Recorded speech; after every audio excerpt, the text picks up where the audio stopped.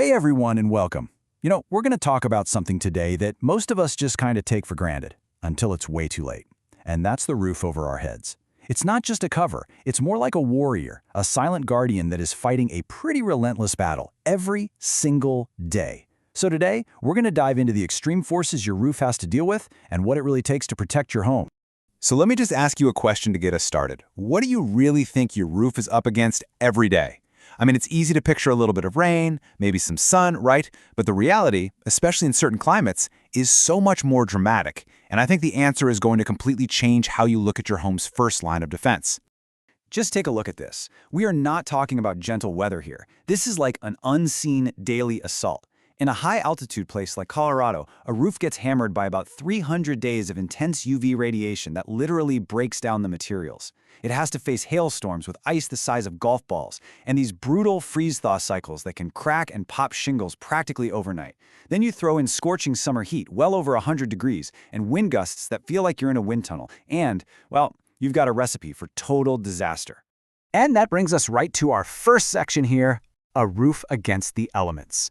This is all about understanding why a house at high altitude isn't just any other house. It's got to be a fortress, and it needs specialized protection just to survive. I mean, think about it. When you're up at over 5,000 feet, like in Aurora, Colorado, the air is thinner. That means the sun's UV radiation is way stronger, and the weather is just so much more volatile. And this is the critical point. A standard off-the-shelf roofing solution, one that might be perfectly fine somewhere else, is just completely outmatched here. These generic roofs, they often fail in just a few years under this kind of constant stress. They just don't stand a chance. So how can you tell if your roof is losing this fight? Well, that leads us right into our next part, the signs of a stressed roof. We're going to talk about the telltale clues you can actually spot from the ground that tell you trouble is brewing right over your head. Okay, this chart is super helpful because it breaks down what you see versus the hidden danger that's lurking just underneath. So you might see a few little bruises from hail, right? But what that really means is the protective granules have been knocked off, and now the raw asphalt is exposed to that UV radiation, which causes it to decay. See a few shingles lifted up by the wind? Well, that's not just a small problem. It's a failure point that can create a massive chain reaction in the very next storm. And those icicles from ice dams? Yeah, they might look kind of pretty, but they are a huge red flag that trapped water could be leaking directly into your walls. Every single visible sign points to a much deeper, much more destructive problem. And check out this quote, because it really hits the nail on the head. A lot of these roof failures aren't because the materials themselves are bad. Nope, it's because of installation shortcuts. Contractors who just don't get the specific demands of a high-altitude climate. It really proves that how a roof is installed is every bit as critical as what it's made of. Okay, so what happens if you spot these signs of damage? What's the fix? That leads us to the solution, the professional repair process. We're going to demystify the entire journey from that first damage assessment all the way to a tough, durable new roof that's ready for the fight. A real professional process is super clear and methodical. It always starts with a really detailed inspection, where every single piece of damage is documented and photographed. Then you have the installation itself, which isn't just about slapping on new shingles. It's a full tear-off, repairing the underlying wood decking, and then installing a complete, integrated system. And it all wraps up with the final walkthrough to make sure the quality is perfect, and of course, to activate those all-important warranties. All right, let's get a little more technical, because this isn't just about good practice. It's about the science and the regulations that back it up. We're going to look at the specific codes for extreme climates and really uncover the science behind what makes a roof truly Colorado-proof. 110 miles per hour. I mean, think about that for a second. That is the minimum wind speed a roof in a designated high wind zone has to be able to withstand.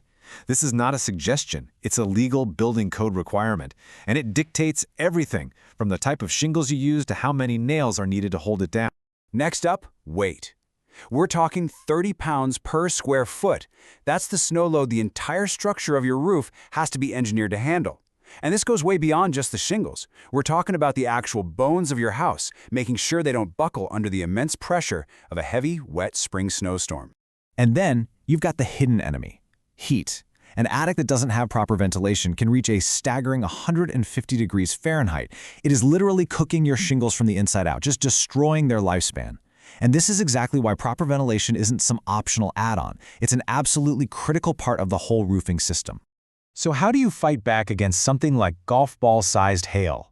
You fight back with technology. Meet Class 4 impact resistance. This is the absolute highest rating a shingle can earn.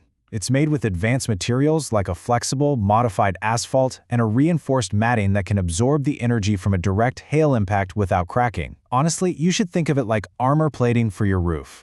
So let's put them head to head. Your standard shingles, they use basic asphalt, and they're really prone to fracturing from hail.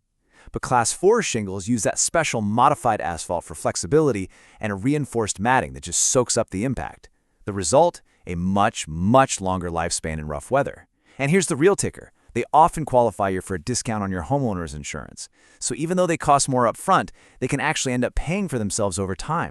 So all of this really brings us to our final point: investing in resilience. This is about shifting how we think. A new roof isn't just another expense you have to deal with. It's a serious, long-term investment in your home's safety, its security, and its overall value. And a huge part of that investment is the warranty.